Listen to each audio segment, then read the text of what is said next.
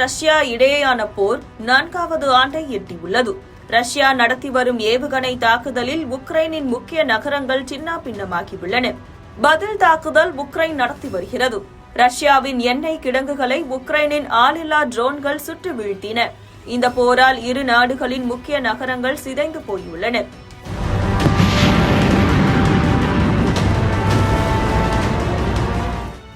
இந்த போரை நிறுத்த அமெரிக்கா உள்ளிட்ட நாடுகள் முயற்சி செய்தும் போர் நீடித்து வருகிறது. ரஷ்யா ஆக்கிரமிப்பு பகுதிகளில் உக்ரைனிய படைகள் தொடர்ந்து தாக்குதல்களை நடத்தி வருகின்றன. சமீபத்தில் ரஷ்ய அதிபர் புதினின் அரசு இல்லம் மீது 91 ட்ரோன்களை வீசி உக்ரைன் தாக்குதல் நடத்தியதாக தகவல் வெளியானது.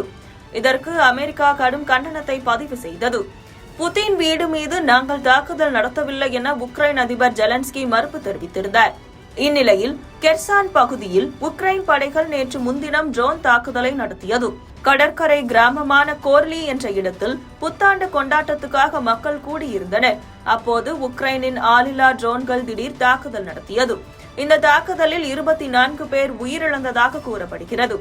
50க்கும் மேற்பட்டோர் படுகாயமடைந்ததாக தகவல் வெளியாகியுள்ளது. இதற்கு ரஷ்யா கடும் கண்டனம் தெரிவித்துள்ளது.